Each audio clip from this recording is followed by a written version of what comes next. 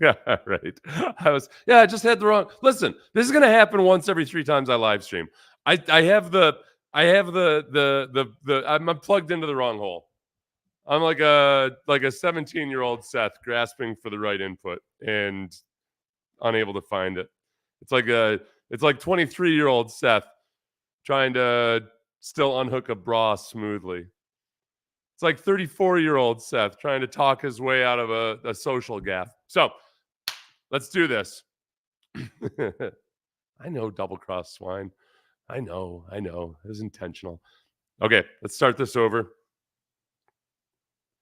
Texans created over $10 million in cap space by restructuring Tytus Howard's contract.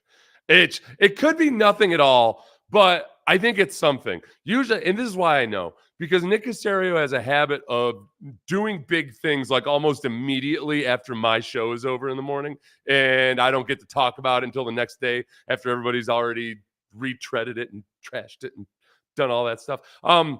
But they did this while our show was still going on, or at least it was reported while our show was going on. So I thought for sure, all right, there's going to be a big trade or a big free agency signing just a few minutes after I get off air at 10 a.m. Central. Nothing has happened so far.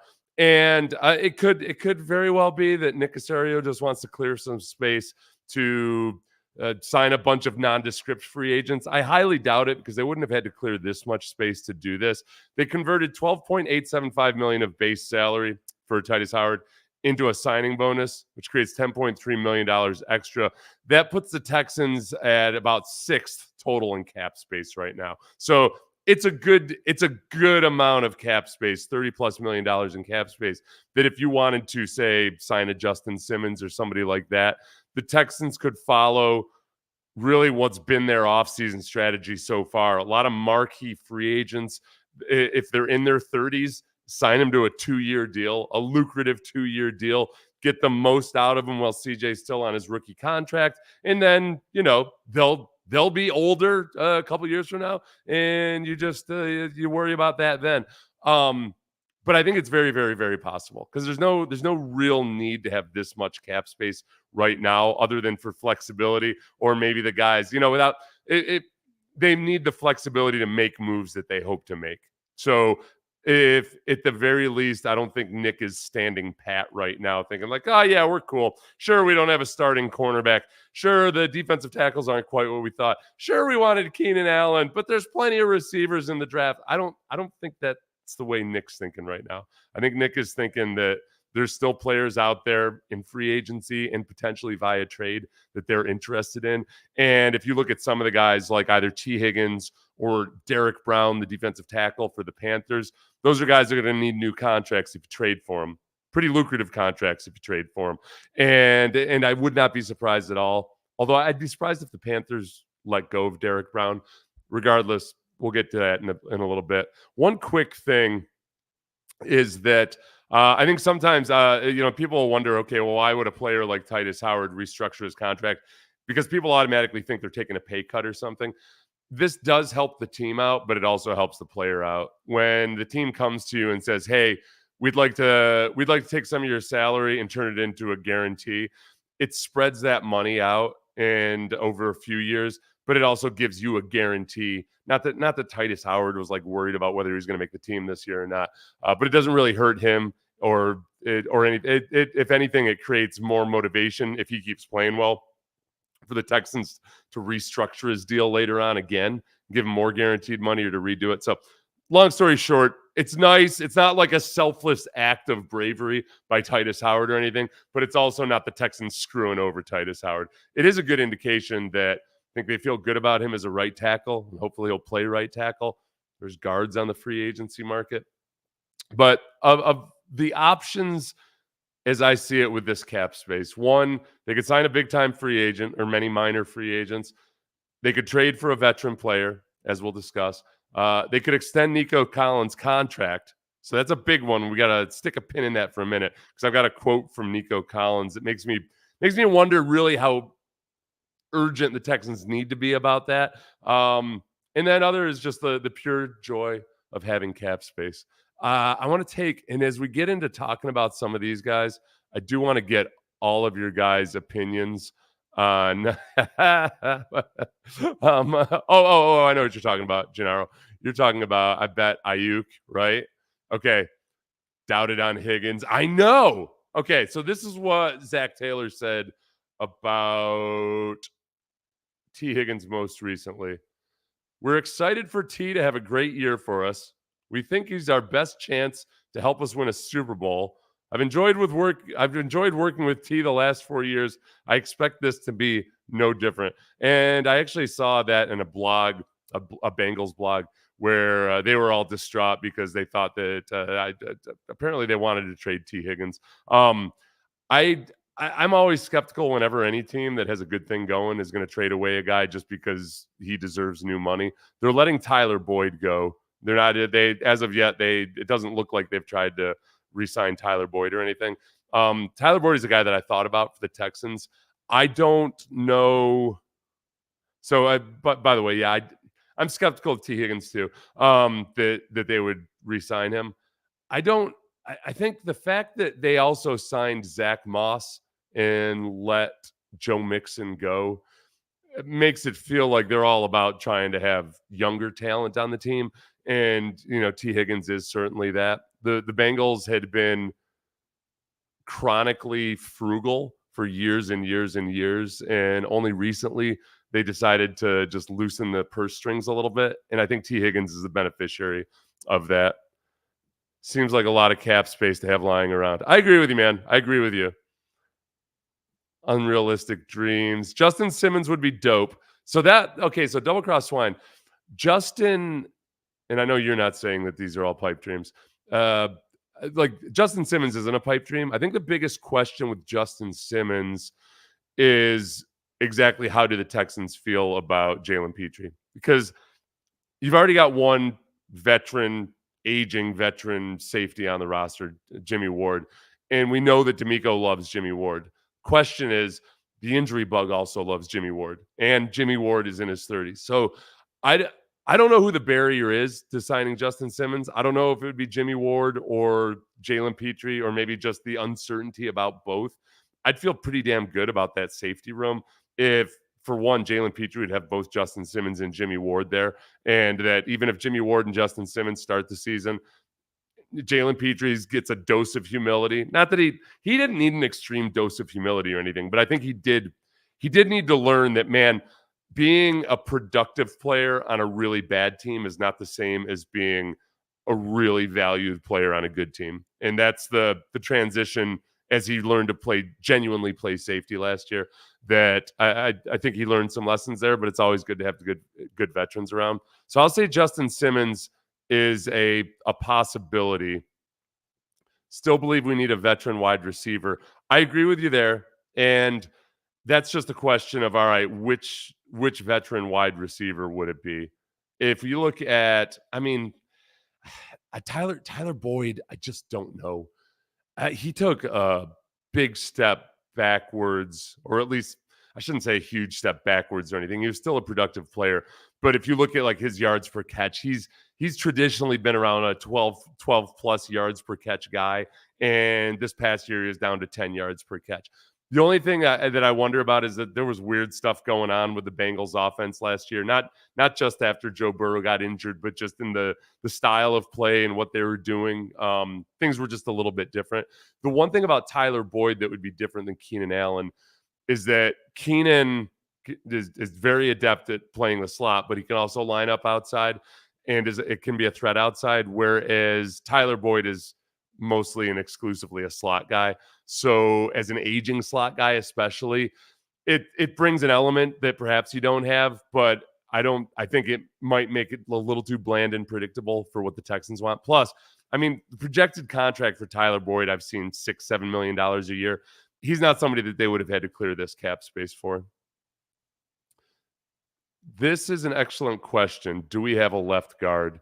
And then the other question becomes, all right, well, if not Kenyon Green, if not Patterson, if not Kendrick Green, then who? And there's still guys out there, some of the guards that are still available. If you just look at the top, there was Connor Williams, the center, is still out there.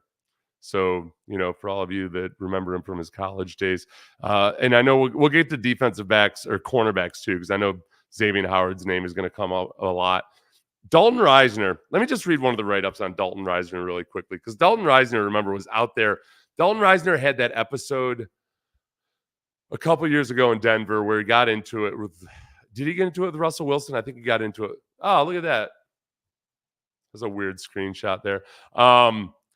So as far as Dalton Risner goes, Dalton Risner got into it in Denver, came back from some kind of an injury, sat out there forever in free agency, went to the Vikings, and then within like a couple weeks of landing in Minnesota, he supplanted Ezra Cleveland at left guard, played pretty well. Like, he's a veteran that you could trust, and that's certainly an option.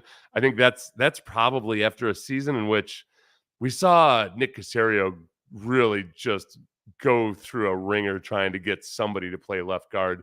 And, Tytus, that's where Tytus was playing left guard, much worse than he plays right tackle before finally they just settled in. I think that, well, Juice Scruggs playing left guard, that's not the answer either.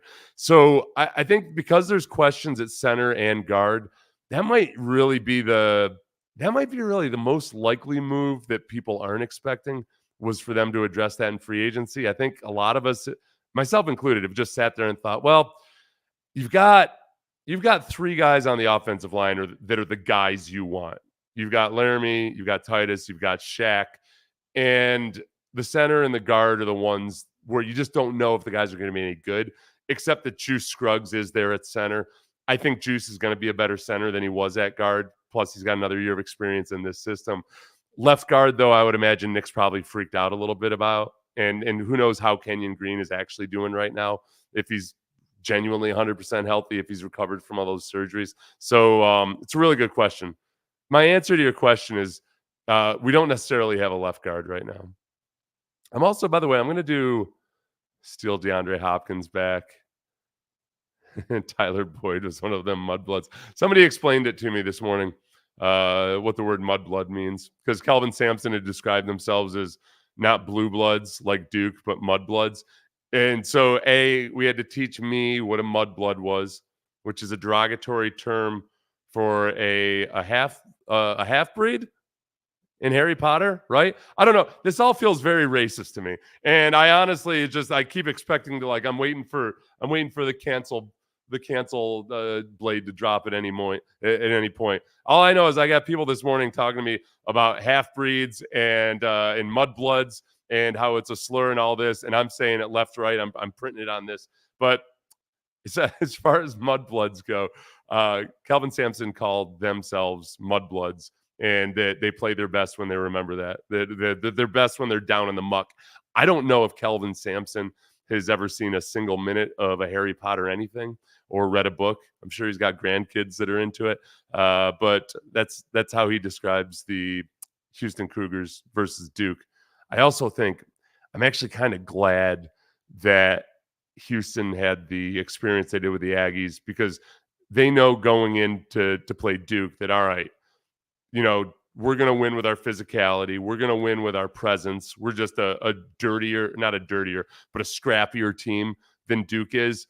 But they've been reminded very, very recently that you can't be going off and getting into foul trouble. So I think the right balance of grittiness, but also knowing how to hold back and have restraint, is going to serve them well tonight. I think I called it Houston by 8 this morning. I share this concern as well. Relying on a lot of older guys, maybe need cash for in-season replacements. That's okay. That's a good point. I think this is probably overkill for hoping for that, though. Like, they could have gotten away with a lot less than this to do that. Like, again, they've got the sixth most cap space in the league. Who else has a lot of cap space? Not right this moment, but next year is the Panthers. So again, with Derek Brown, I keep seeing Derek Brown everywhere. And people ask me, and they'll say, what about these Derek Brown trade rumors, the defensive tackle for the Panthers? And then I go and look for it, and all I see are various websites suggesting that the Panthers should trade Derek Brown, or maybe they should trade Derek Brown to the Texans. But I myself haven't seen any substantial reports that the Panthers are considering that. The Panthers themselves would say that they're going to try to extend Derek Brown as he enters the final year of his contract. They just signed Jadeveon Clowney. Yes, they had to trade away Brian Burns. But I'd be surprised if they would be so quick to part ways with Derek Brown. Not to mention right now, I mean, the trade market for really good veteran players has not been as seller favorable. It's been much more of a buyer's market, L'Jarius Sneed and whatnot. So I'm skeptical. I would take Derek Brown in a heartbeat. I don't know what the trade compensation would be. Brian Burns got traded for less than people thought he would get traded for. If the Texans could scramble together some a two and a something else to get Derek Brown, yeah, I'd be all over that. That would be a much better than Eric Armstead.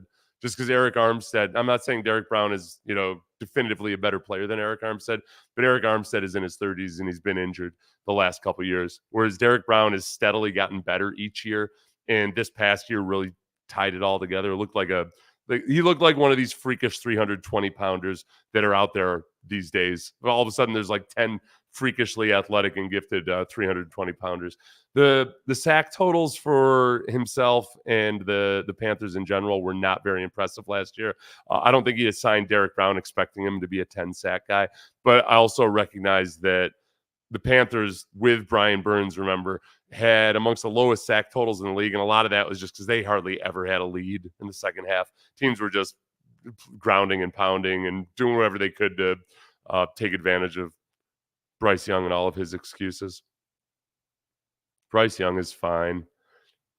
Isn't D tackle a priority right now? It's a good question. I think the priorities right now are defensive tackle, cornerback, and now let me power rank this. Cornerback, simply because you don't have a starting cornerback right now. CJ Henderson and Jeff Okudah will compete, but there will be a draft pick potentially. Maybe they sign Steven Nelson back or Xavier Howard or somebody like that, and those guys would immediately be the starting cornerback. But as of right now, they don't have a starting cornerback. I'm not freaking out about it because there's a boatload of talented cornerbacks still available in free agency. I'm also kind of intrigued by this competition with Henderson and Okudah and the other guys on the roster.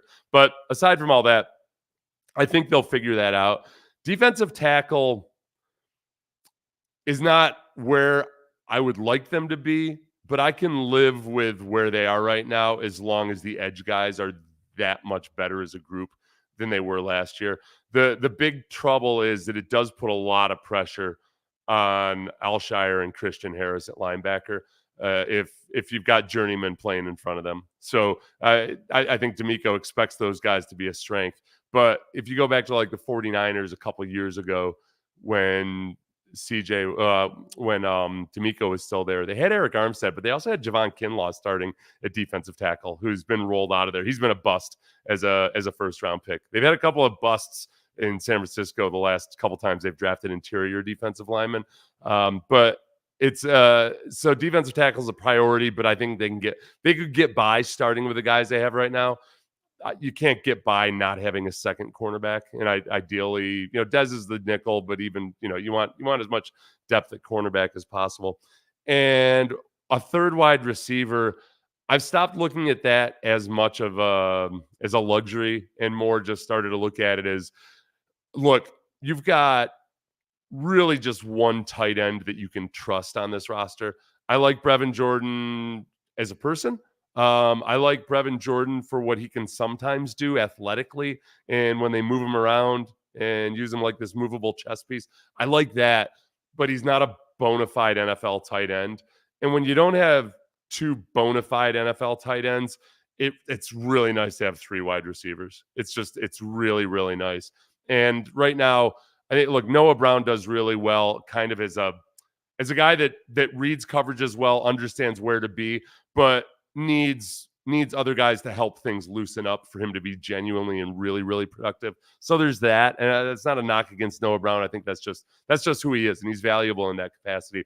But a third actual difference maker, And I think the most likely thing is that still comes in the draft right now. A third difference maker I've come around on. I've been way more aggressive about that. And I'm probably missing something else too, guard or something. Xavier Howard. Okay. Xavier Howard. I think Xavier Howard genuinely wants to come back to Houston. I think that maybe I'm a schmuck for believing this, but when he says that the money isn't as important to him and he'd take a discount because he's made plenty of money, I don't 100% buy it, but I believe that the sentiment is there and that maybe he does take a hometown discount. The biggest issue is, and this is what I'd say between these three guys: Steven Nelson, Xavier Howard, Stephon Gilmore. Stephon Gilmore, by the way, like I can't figure him out. One year he's awesome, the next year he's like on his way out. Next year again he's awesome. What the Colts traded him to Dallas, and it like lit some kind of fire under him. But he's been playing on a different team every year for several years now. The thing about Stephon Gilmore and Xavier Howard is that they're both very good in man coverage. And I think Xavier Howard, some of the trouble he's had the last couple of years may simply be that he hasn't been allowed to play just as much pure man. And he's been kind of just, he's had to play within more structure than maybe is right for the type of player that he is. And I don't see the Texans becoming a man-heavy team other than whatever they choose to do with Derek Stingley anytime really soon. I think that everything that Nico has said has not been coach speak about the Texans being driven by the engine up front and the defensive line. And when you have an engine up front, when you got guys that are pass rushers, that's when you can get away with playing zone in the back. And Steven Nelson is just really good at that. Like Steven Nelson's got a very good sense for playing zone, when to break on the ball, playing off coverage, and he can play man. But there's a lot of things about him that just fit into this scheme really well. Having said that, the more guys you can have to play man is always good. So if it's Stephon Gilmore, who's got a physicality to him, Xavier Howard, Steven Nelson, I'd feel comfortable with any one of those guys starting. And, anybody that's out there right now is going to have their flaws, but I need somebody I can trust to start on day one. And as of right this moment, you don't have a first round pick. So you can't go in expecting that your second or third round pick at cornerback potentially is going to start on day one and be able to trust them. It can happen. It's just you can't really depend on it right now.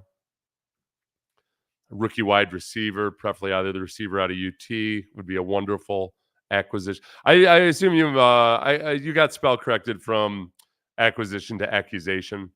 I don't need any more accusations out of any of my skill players with the Texans. Okay? We've had enough of that around here.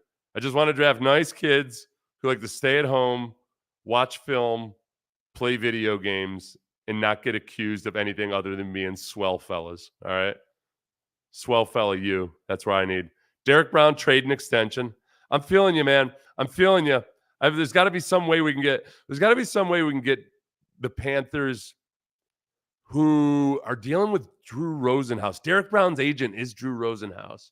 Now, Rosenhaus is not feared the way Scott Boras is feared, but I feel like if Derek Brown really puts it out there that he's going to want to break the bank next year, and if the Texans are willing to break the bank right now, then perhaps that's what we have. I watched Eric Armstead on his own YouTube channel. He does a solo YouTube, which is for active players, that's kind of ballsy. So I'm impressed by him. Not that that's why I would want him on the Texans. I want him to be. I don't care if he can talk a lick when he comes to play defensive tackle. If anything, I've learned over the years that sometimes thinking is a detriment to playing defensive line, and so Eric Armstead's had to deal with that because he's very, you can tell he's an intelligent dude. So sometimes you got to like dumb yourself down a little bit when you're just trying to see ball, chase ball. But having said all that, he said that the 49ers came to him, asked him to take a pay cut. They want him to get paid $6 million. 1 year, $6 million with incentives that could go up to $8 million. He didn't like that. He said, nope, not going to do it. So they released him. I couldn't tell by the way that YouTube was edited. It seemed a little weird. I think maybe he talked about the potential trade to the Texans, but they edited it out. I don't know why. But for whatever it's worth, Eric Armstead ended up getting 14 million a year for 3 years. I want to say it was 3 years, $43 million or something. A much bigger contract than $6 million per year. And the Texans were not that. The Texans weren't in on that, didn't go after him after he was a free agent, after the trade fell through. Probably should have explained that, everybody. For those of you who don't know, there was a trade set up for Eric Armstead to be traded to Houston for Malik Collins. When the Texans realized they had a shot at Danielle Hunter, they had to bail on that trade. Maybe partly because they were negotiating with Eric Armstead at the time. And they went with Danielle Hunter and then didn't end up going after Eric Armstead. Did they sit back and look at this and maybe either with buyer's remorse or maybe after everything settled and they started figuring out ways to restructure Tytus Howard's contract or Shaq Mason and all that, that now they can say, hey, all right, look, Eric Armstead had won $43 million and he's been injured the last couple of years versus Derek Brown, who just had his best season, has made steady progress through the course of 4 years, weighs 320 pounds and does not look bad at 320 pounds, runs downfield. Like the biggest thing I get excited about watching Derek Brown, because when all the rumors started circulating, I watched some. Look, he plays the conventional role really, really well, but he's got that extra lanyap where he'll chase a ball carrier 20 yards downfield on screens. He's rocketing back to cover screens and chasing dudes and trying to get the ball out and everything. So I like him a lot. I'd be really surprised if they let him go. Just what with Dan Morgan, especially, you got to remember Dan Morgan. The thing about Dan Morgan as a GM, kind of like with D'Amico Ryans as a head coach, like these former linebackers, they respect the hell out of the defensive linemen. And like they understand their value first and foremost. You know, there's never one of my favorite things as a defensive lineman was when linebackers would show me genuine appreciation, because they're genuinely grateful for you when you keep blockers off of them. So I could see, I'm having a hard time thinking that Dan Morgan's going to let go of a stud defensive lineman as he's trying to create a different type of environment around there. Let's see. Thank God. I thought I was losing my mind. We need to draft a high-level guard. Free agents pickups haven't worked out on the interior line. Jason, this is one thing I'd say. This year's draft might work out pretty well in terms of, and remember, these are always projections, whatever. The strength of the draft at the top, wide receivers, offensive tackles, quarterbacks. The strength of the draft as you get down into the depths a little bit, still wide receiver. I mean, there's wide receivers all over the place, but the interior offensive line gets stronger as you start to get out of the second round into some of the other, into the mid rounds. So there's a very, very good chance that I don't see a lot of offensive linemen projected to the Texans in the second round. And, again, those are all projections, but I won't be surprised if they pick somebody up that ends up being a good pickup. Can't rely on those guys either, obviously. The other part of that too is as far as free agency pickups go, I don't worry about it anymore because of Nick's strategy. If you whiff on a guy on a 1-year contract, like maybe Dalton Reisner comes in and first of all, there's not a chance in hell he's going to get in an argument with CJ Stroud the way he got in an argument with Russell Wilson. There's a level of respect commanded there by CJ Stroud that Russell Wilson has never really had. I mean, there's just so many stories through the years coming out of either Seattle or Denver about players not quite jiving with Russell Wilson, and that's the opposite of how CJ is. So I'm good. Come on, double crossed. Fun seeing Harry Potter references. Oh, I'm way behind on a lot of you guys. All right, I'm going to zoom down. I apologize if I skipped any of you. No, Siri, I will not. Siri, I started this podcast with 90 seconds of silence as a tribute to somebody who just died, I suppose.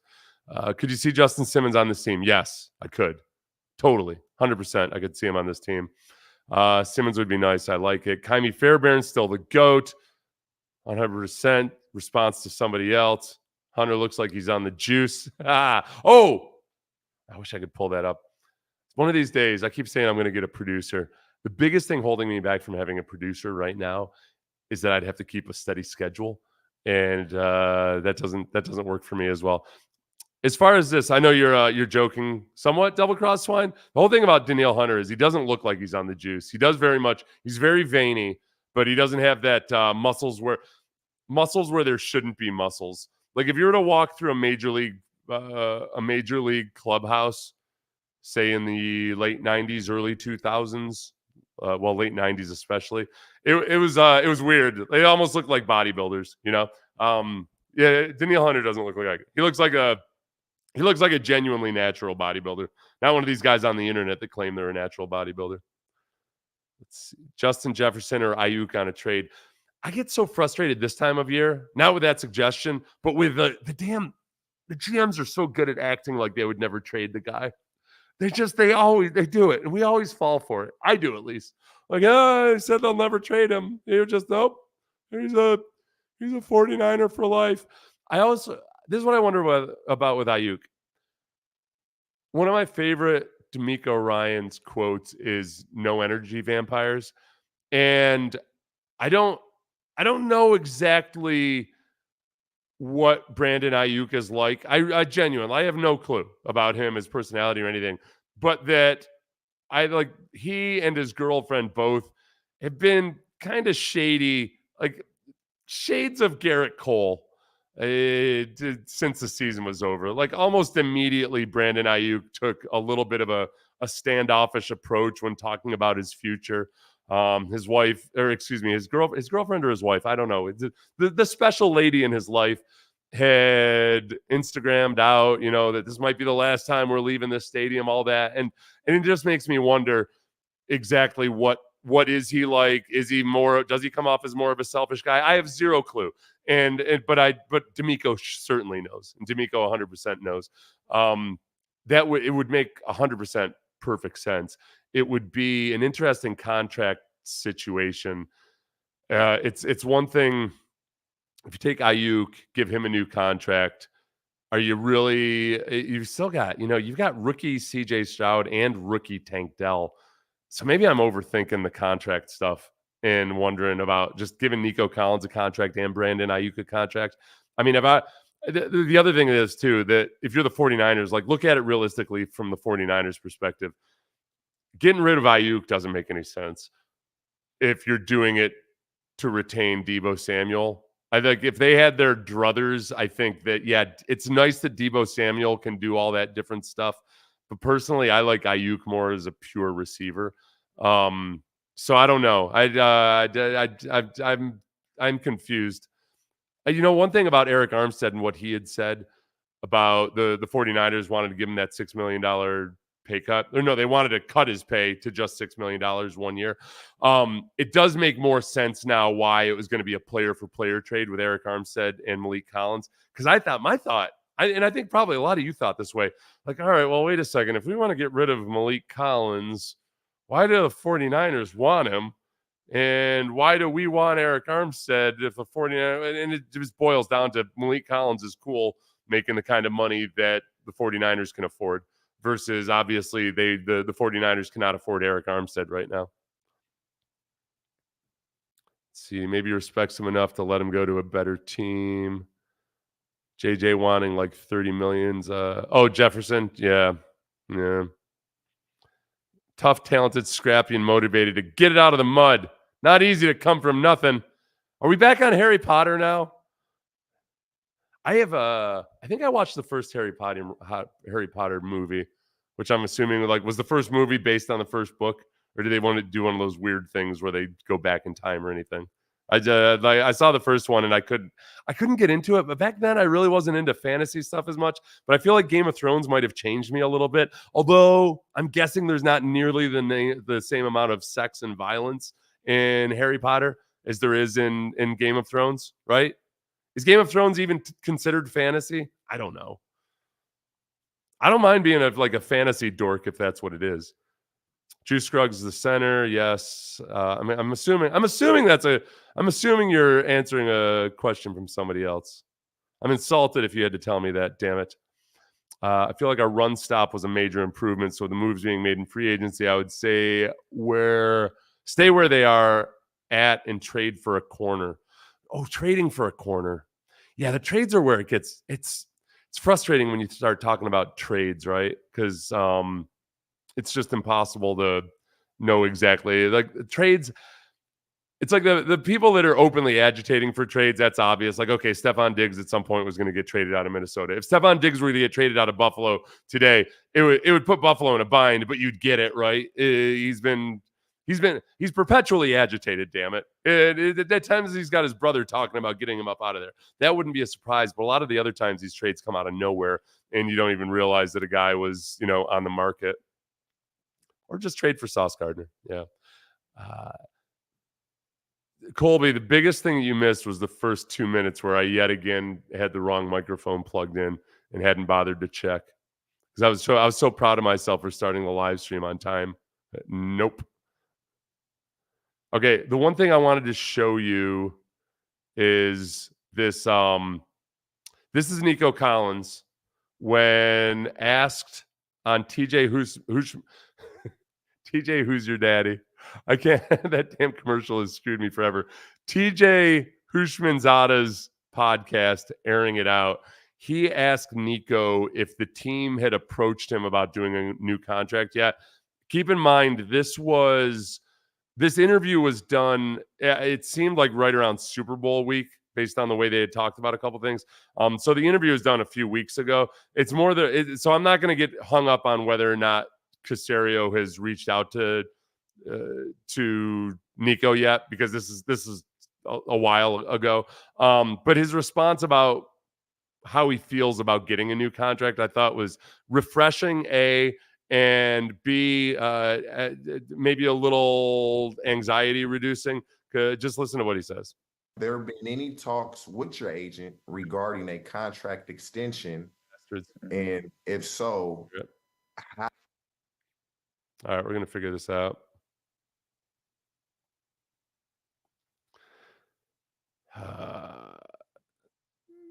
You guys talk about Harry Potter while I try to figure out why the volume's not working on this. Contract extension. First, you couldn't hear me. There been any talk? Now, let me see one thing. Sound, Scarlet, output. Let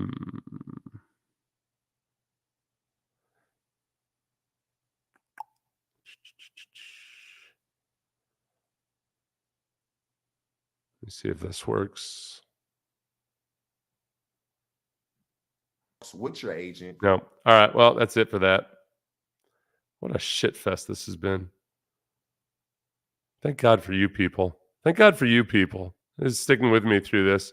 They actually gained 10 people to the live stream as I was fumbling with TJ Hushmanzada's podcast. I apologize for that. The sound has been atrocious today.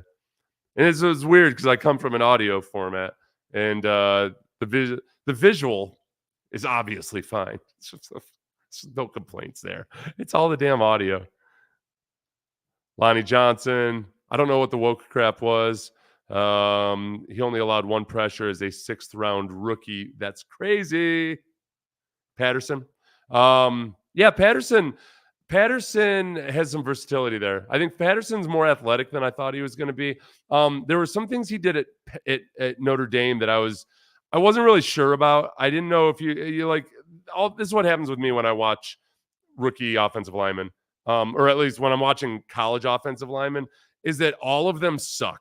They're just all awful. Even the ones who will one day be awesome and would have like kicked my ass as a player, they've got so many things that you could exploit when they get dropped into the NFL. And the crazy thing is, some guys figure it out within like a week. Like all of a sudden, like, oh, they came into the league and they sucked, and now they're here a week later and they're pretty good. Others just never figure it out and they suck forever. With Patterson, there were times where he'd kind of get out leaning over, and you could see where, like, okay, if you're playing against him, you're going to be able to dump this guy real quickly because he always doesn't play with good balance. He figured it out. He fixed that. And some of the glitches that I saw in his college film, he very much corrected just over the course of his first few months in the NFL. So that was promising. That was really good. Juice Scruggs, I should probably be better explaining this than I am. But it's just that there's a difference between playing guard and center, and it's not always about athleticism. Sometimes it's just it's almost as much about body type than anything else.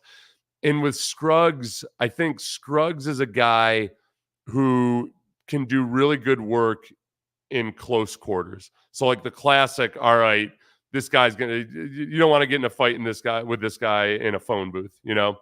And that's totally classic because if you're 20 years old, you don't even know what the hell I'm talking about right now. But that's who Juice Scruggs is. And, you're never going to confuse him for a Dermontti Dawson or a Jason Kelsey or one of these hyper athletic centers. But when it comes to getting the angles right, using his hands, having good balance, all of that stuff, he's really, really good at it.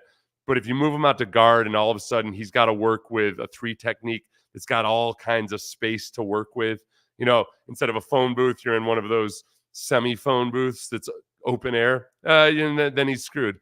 And I think that's a lot of what happened last year.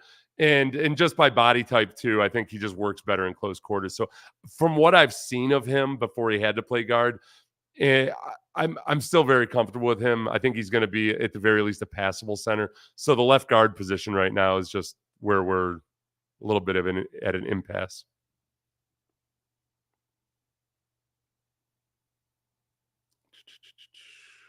Jackson Powers doesn't suck. No. Oh, yeah. Jackson Powers, this one I can't explain. Jackson Powers, very athletic, has a sandwich named after him, but also I'm always impressed by this.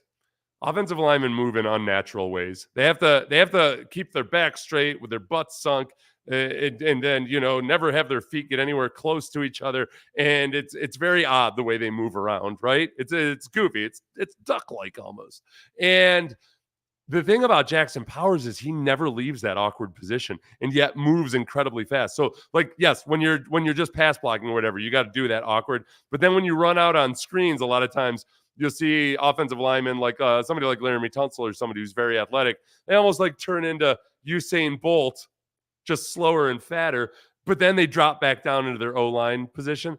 Jackson Powers like stays in that position the entire time while still running like a 4.9 40. It's really impressive to me. And I think it speaks to a certain level of care about the fundamentals that it excites me. I get excited about that. Green is so meh. All right. I'm shocked and dismayed that I'm going to try one more thing because this was working beforehand. Let me see my CJ Stroud thing. I'm not used to not playing in front of a packed crowd. We're spoiled here. First game against Indy, we lost to Baltimore week 1. And we came and played Indy week 2, and we didn't play well, and there was not a lot of people there. And we played Jags week 3, and we played really well. And then we played week 4 against the Steelers, and it was like 50% Steelers fans. We almost had these guys. Yeah, and I was like, man, we got to change this. But at the same time, you have to look at you guys. I've actually been able to hear this interview. I'm gonna try one more thing. Oh, I know what I need to do. Everybody, just settle down. Everything's gonna be awesome. Yep. Let's see. Oh, I'm gonna be so excited because I can play that Nico audio. We're spoiled here. Well, and there's not a lot of people there. And we played Jags. I hate everybody except the 321 of you are right now with me. What time are we looking for the Cougs game tonight? You can't hear it, but we can. Are you serious? All right. Okay. All right. Good. I'm so excited. So happy that you're all in my life. This goes there. Hopefully this doesn't fall off. Play it and we'll transcribe it for you.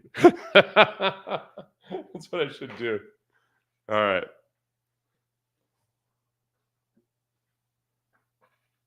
Ever since one of you guys told me I needed to get a new interface, and I've been kind of messing with stuff since then.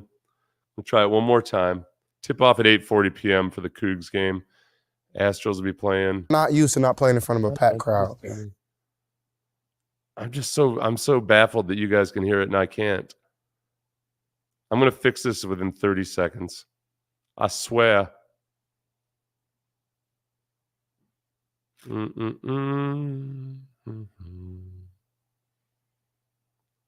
Sound output, external headphones. Okay. This is the key. Tell me if you guys can hear it now. I'm not used to not playing in front of a packed crowd. Yeah. We're spoiled here. That first game against Indy, we lost to Baltimore. All right. Okay. There's your tease. But first, I had told you that I was going to play you this Nico Collins. When asked by TJ Hushmanzada about whether or not the Texans had reached out to him about a new contract. There been any talks with your agent regarding a contract extension? And if so, how or when do you think that will play itself out? Man, to be honest, I haven't really even talked to my agent about it. In my head, man, I'm locked into where I feel like I need another year to prove to everybody what I can do. Really, the first 2 years I had was due to injuries. I feel like that wasn't my best me. And I feel like this year, I feel like it's going to be a little better year, man. Just mentally, physically, I know what to expect. I'm learning, getting better, growing throughout the year. You know, if it come early, it come early. You know, but I feel like my mindset is just go ball and just let it play out. I feel like I got a lot to prove. I feel like I got a lot more to prove, man. I mean, this is where I'm torn with Nico. Look, every coach and every GM, every team owner loves to hear a guy say that he's got a lot to prove. And you never think that a guy is lazy or complacent or anything when they're wired like a certain way that they want to prove. But there is always, like, I don't care how motivated a person you are, that carrot on a stick, that extra carrot on a stick of that contract out in front of you, it just makes it that much easier to stay motivated and stay driven. Like, even if all the other stuff, all of the the internally motivated stuff and everything is right, and what you truly desire is greatness and respect and all that, or just the love of the game, that extra chasing that carrot on the stick always helps. So I wonder with Caserio, who loves following that same strategy. This is why he loves 1, 2, and 3 year deals. He likes guys constantly thinking. He doesn't mind extending Laramie Tunsil a couple years at a time, because he knows that Laramie's going to go out and keep chasing that stick. He knows that the cap keeps going up. So I think that right now, without Nico agitating for a new contract and him like really feeling like he's got something to prove, I don't think the Texans need to feel. They don't need to worry that somehow Nico's going to be agitated or feel disrespected by them not offering him a contract now. And then maybe he ends up being the guy that midway through the season, when you see that, okay, the things are going pretty well here and we want to get out ahead of this, be sure that you can catch guys midseason, because then in the player's mind, you're still worried about injury, you know?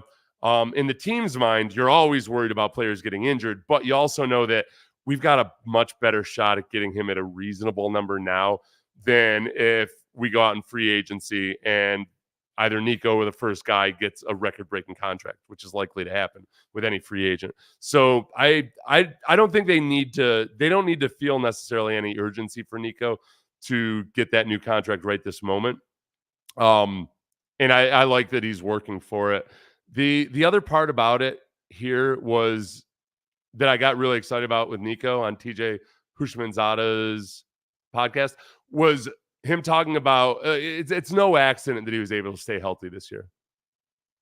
You know, I kept having, little small injuries, like growing injuries, growing strains, little hamstring strains, just little tweaks, little small muscle injuries, and I was just like, dang, I never had these type of injuries before in college. All of a sudden, like, I'm just injured more, getting fatigued a little bit more. Maybe it was a big adjustment from college to the NFL, man. And my first 2 years, man, just having, leaders in the room. Like I had Brandon Cooks, Chris Conley, Philip Dorsett, and Chris Moore. And I asked them guys, man, how they take care of their bodies, how they last throughout a long season. How y'all boys do it? What you got to do to maintain, because I watch them boys run around in practice, they don't even look like they hurting, and I'm like, yo, I'm over here sore, following them all the time, just doing the small things with them, and I realized, it really comes down to what you do outside the building, take care of your body and being in the treatment room, opposed to about practice, stretching, because all you do is run, so, and I know it just take care of your body, little things like that, man, it really take you a long way. I feel like this year, I took that step, coming off my second year. I feel like I just need to improve on those small things, so I did the extra work outside the building, took care of my body throughout the season, man, and it's been working out pretty well. I think I don't know. Maybe you're like me. My first instinct, and I've been through it. Like I was a guy that had to learn things along the way to stay healthy until I got old and just got injured all the time. But my first thought is always like, all right, well, if you knew it the first 2 years, how come you weren't doing it? And then I started going through in my mind and listing all the things that you have to learn to do to really take care of your body. And it's a lot of habits that got to change because, yes, like the obvious ones are your food and your rest, your sleep, creating new sleep habits. Just your actual regimen for workouts away from the facility, yoga, massage, chiropractic, if you're into that. There's a lot of things that you add along the way over the course of those first few years. But when you find out what works, it really is amazing. Some guys just get it. I think like Clowney talked about it in his press conference today with the Panthers about how he's learned over the years and he's matured over the years and into being able to stay healthy for the majority of the season. So I feel pretty confident that Nico's injury issues, because there's an actual process that he used to rectify it, I feel pretty confident and comfortable that he's going to be okay. I mean, he's a big freaking dude. And to have that fixed now makes me feel a lot better about it. Some of you guys had a couple of good comments about the receivers. Brandon said something. If Stephon Diggs can't help Josh Allen get it done, I doubt he could help us get it done. Okay, so we got a Stephon Diggs conversation going on. Honestly, the Stephon Diggs would be I'll go back to Nico saying no energy vampires. Man, like even people that like Stephon Diggs on the Bills talk about Stephon Diggs kind of like he's just, sometimes you just got to let Stephon Diggs have his moments and just he's just got to have it be about Stephon Diggs, and then there you go. And obviously it's worth it when you can play really magnificently well. I also do think I think too the new offensive coordinator in Buffalo is going to make a big difference compared to Ken Dorsey. I think that's not just some fluke that all of a sudden they look like a different team after they got rid of Ken Dorsey. So I feel bad because I like Ken Dorsey. Hushmanzada pointed out that Nico led the NFL in broken tackles, and then asked if he's always had that physical mindset. Yeah, I always had, because literally I played running back. About 5 years for my dad, so I ain't had no choice but run through you. You know what I'm saying? But yeah, I always had that dog mentality. But I never want to run out of bounds. I always want the contact, love the contact. You know what I'm saying? I feel like that's the point of football. You know what I'm saying? Like, I feel like that brings the excitement out. But nah, yeah, man, I just love contact, man. I'm trying to score. I ain't trying to run out of bounds. Whooping the way. But it is what it is, man. They trying to stop me from scoring. I'm trying to score. So I talked about his physicality in a live stream a while back, and I had somebody say that I don't remember seeing him be all that physical. I was glad that TJ Hushmanzada pointed this out, that he did lead the league in broken tackles after a reception, like in probably a pretty healthy margin. I think the second place guy had 3 fewer broken tackles than him. It was pretty common that he was breaking tackles. And at the very end of the year, though, is when he just started relish lowering his shoulders and plowing through guys on the sideline. So that part of it, I feel good about. I didn't know that he was a running back when he started. I went back and I tried to find some highlights of him as a running back. I found a couple like end arounds in high school. Mostly it was just a freakishly large human being destroying other, like, pretty good. Must have played in a pretty good high school league, but not as big as him. Next was TJ Hushmanzada. When did you know that CJ was different? When he first came in OTAs, I feel like after that second week, after he got the plays, getting the plays, and I was like, nah, yeah, this dude got an arm on him. It come out just so smooth, you know what I'm saying? Just way he just dropped that, it look effortless.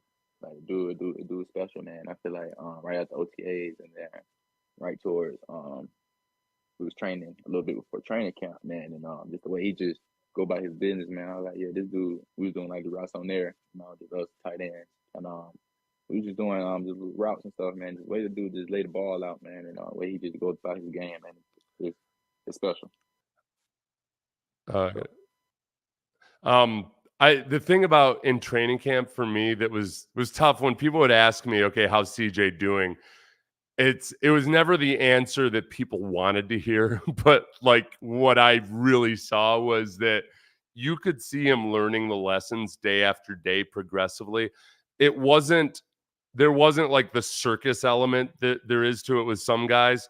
Like with different position, but DeAndre Hopkins, his rookie year in training camp, you see him make some of these catches and you're like, whoa, crap. Deshaun Watson would do some things, I think, athletically that CJ just isn't the same guy. But when it came to the actual passing game, the biggest thing that I noticed were the things that weren't happening, like the bad things that weren't happening. Deshaun, when he was a rookie, he held onto the ball in practice a lot. I mean, there were, when they're trying to get the quarterback to make a decision and either make your pass or throw the ball away or what have you, there were just a lot of instances during training camp of Deshaun just extending the play, scrambling, running, and this is when the quarterback can't get tackled. You start to worry about it with guys when they're relying too much on their legs. And obviously Deshaun figured it out. But with CJ, you didn't have that problem nearly as much. It got better with each successive week in camp. But then really, even on what I started to notice was, and this is something that played out in the season, is he'd make these throws over the middle. And a lot of times from our vantage point, when we're just standing on the sideline, you couldn't see if it was an accurate throw per se or not. But there were never any interceptions. So you'd see that there was a contested ball that it caromed off of somebody's hands, but there was no interception. And you could see kind of like when we were in the end zone or what have you, that he was always just putting the ball where the receiver could get it and where the defensive backs couldn't. And it was rare, it was rare that there was an interception, but it was rare there was ever even like a clean pass breakup by a defensive back. It was always like a contested or a 50-50. The other thing that I noticed that was really cool was him adjusting and understanding like how quickly the safeties were going to close and where that window is, and just how shallow or how much arc you can put on a football over the middle. And that was like over the course of like 3 days, it just started occurring to me. I was like, man, he's not making any bad passes. So the highlights aren't there, but he's already not making bad passes to the point where I started to worry, like, okay, is he trying to be a little too careful and cautious with the ball? So that part of it, was that was the part where you could see maybe it was going to be a slow build. And it was also the stuff that you can say that all you want. And to somebody, until the quarterback proves himself, all that stuff I just said about CJ was just going to sound like, you could have said that about Davis Mills or anybody else. I don't know. Long story short, he's pretty good. Last one we'll do with Nico is we could screw Nico with a headline on this one. I feel like this is an unfair question. TJ asked Nico if he feels that DeMeco and CJ can be like Belichick and Brady. Yeah, most definitely. Most definitely. Like, definitely be part of that conversation, man. I feel like it comes down to how much you want it. How much you bought into the details, how much you really want to take that next step, man. I feel like Seven, he's a special dude. DeMeco, special coach, man. I feel like especially DeMeco, man, as a coach, man, you want to leave it all out there for. He'll play as a coach, so I feel like we can relate to him a lot. You know what I'm saying? So he was the captain for the Texans, so I feel like when he coaches, it's almost like he's a player. You know what I'm saying? So it's one of those, just like, that's one guy, man, you just leave it all out there for him, man. And we already know where CJ, dude, the sky's the limit for him. It's going to come down to the work we put in. So the thing I really liked about that, obviously, you could run with a headline and say that, Nico says that DeMeco and CJ are the next Belichick and Brady. The way that Houston Manzada asked the question, it wasn't like that necessarily, but it was about there being a defensive-minded head coach with a quarterback that could potentially be great. The thing that I liked about the answer was that Nico stressed the work, the attention to detail, like all of those other little things. It's like he's under no illusions about just how hard that is. One more from Nico, just because I'm curious about how the aforementioned DeMeco feels about the fact that Nico didn't want to go, even though he's from Alabama. He didn't want to go to Alabama. It sounds crazy, but I really couldn't see myself being in Alabama, staying in the state. You know, because I got Alabama and Auburn offers. I believe my sophomore year, in high school, man, and like it was cool now. But I feel like my whole time, I feel like I just wanted to leave the state. You know, to see something different. Oh, there we go. I really appreciate you. Thank you for everybody who hung around through the technical difficulties at various times during this live stream. I got to go get ready for an Astros game and a University of Houston game, and check in on the Houston Open and all these things that are have been bestowed upon us as we enter the most glorious time of year, baseball season, and the Texans trading for Derek Brown. That's my thing. Oh. And I saw what you guys told me. What was the trade? I was trying to ignore it because I was getting too distracted. Was it Hassan Reddick? Did Reddick get traded to the Jets? Is that true? Okay, then. All right, let's get this action going. Thank you, everybody. Like, subscribe, tell a friend. Awesome.